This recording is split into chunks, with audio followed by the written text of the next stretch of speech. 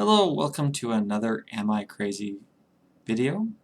My name is Donald Best, and this video series is all about fighting the stigma on mental illness and helping people take care of their own mental health. Is your mental illness your fault? For that matter, what causes mental illness? Why do so many people, a quarter of all people, suffer from mental illness? We used to blame people for their own physical illnesses as sinners and think that things like evil spirits and the like were involved. Germ theory, that is the idea that infectious ailments are caused by microscopic organisms such as bacteria and viruses, has largely replaced these ideas. With this idea, the attitudes and notions that blame an individual for their own physical illnesses have faded quite a bit.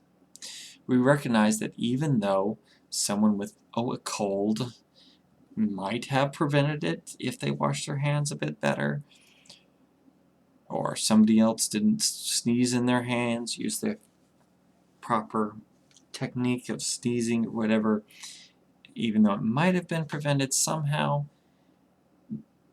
there's just no point in blaming the sick individual for their own problem.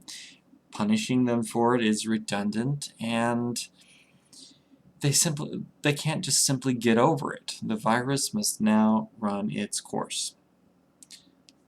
People can't just unbreak an arm either, even though that's not caused by a germ. You know, we recognize that too. It's got to heal. It's going to take some time. This is not the case for mental illness. We do a far better job of not letting blaming and moralizing or emotions like fear and hate prevent us from treating sexually transmitted diseases than we do with mental illness. So all those things are still such a barrier to people getting help for their mental illness and also just taking care of their own mental illness. Too often when people with mental illness try to get help from others, they get reactions like the one I'm about to show you. I'd like to introduce you to a very brave fellow who's combating the taboo on mental illness by vlogging about his own. Take it away, Stefan. I've had to deal with most of them on my own because my parents, mother and father, they do not understand anything about mental health issues. They do not understand mental health.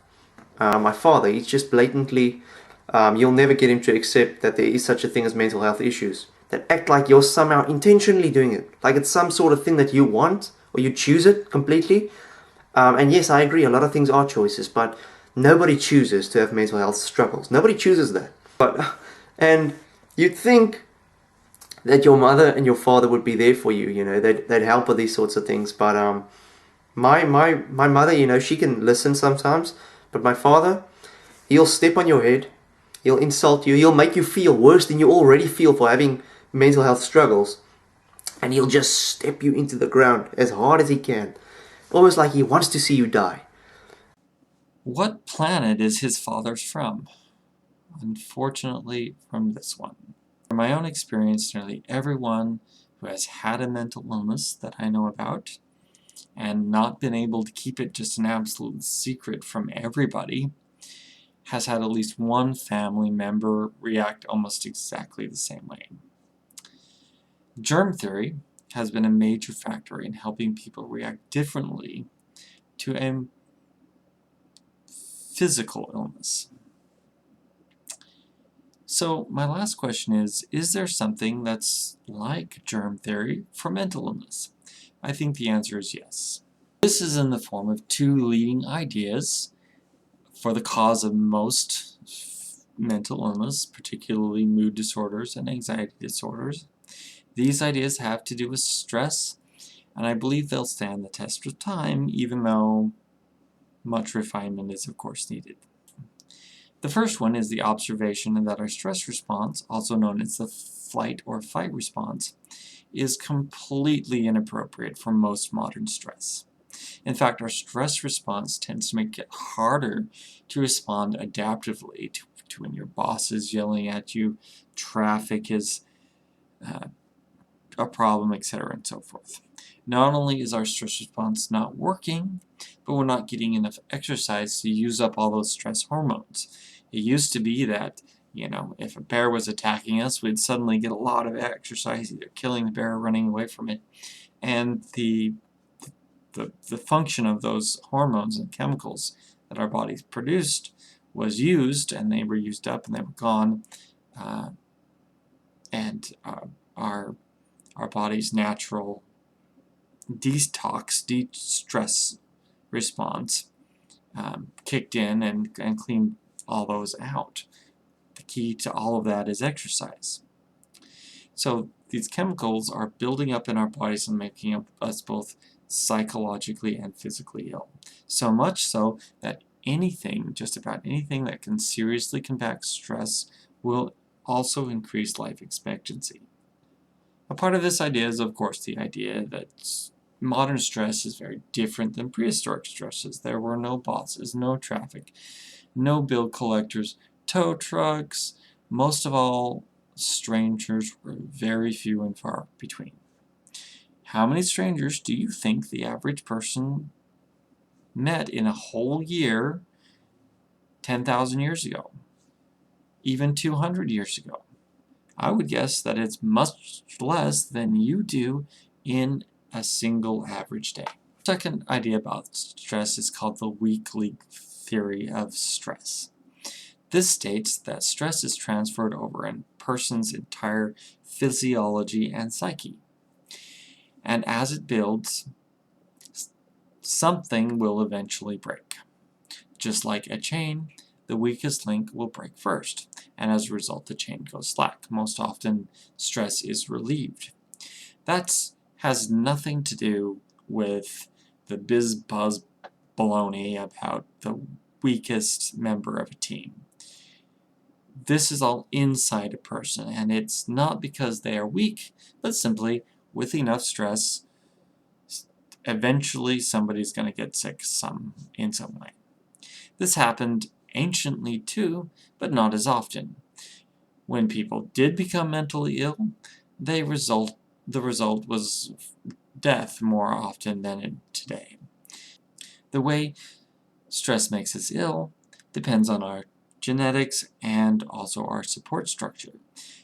This determines where stress is applied most heavily and where the person is the most vulnerable. Lots of people end up with sleeping problems. Lots of people end up with some kind of digestive problems that have to do with their levels of stress. Then, of course, depression and anxiety disorders are just at unreal levels. While some individuals suffer from an addiction are simply reacting poorly to a chemical, many actually fit this model, as they are self-medicating for a pre-existing pathology. In fact, that's one of the surest ways to end up with some kind of substance abuse disorder, is to use that substance to try to treat your own mental illness. Genetics influence what particular problem a person develops and what particular stressors a person is most vulnerable to.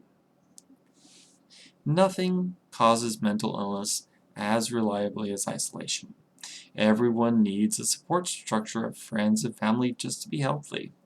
Unfortunately, in the modern framework of all this hassle-type stress, our support structures tend to be weak, fractured themselves, or just downright detrimental. So the quality of the support network an individual has also greatly influences what stress level will be too much for them, and also what problem they end up with.